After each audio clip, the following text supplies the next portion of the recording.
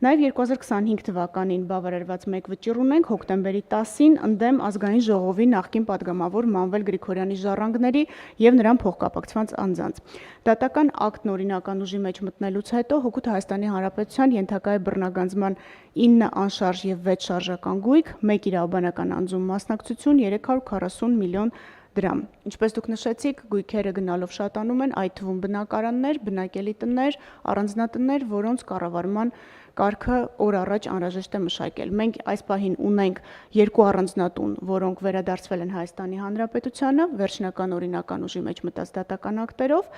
Բացի այդ, մենք ունենք մի շարք հաշտություններ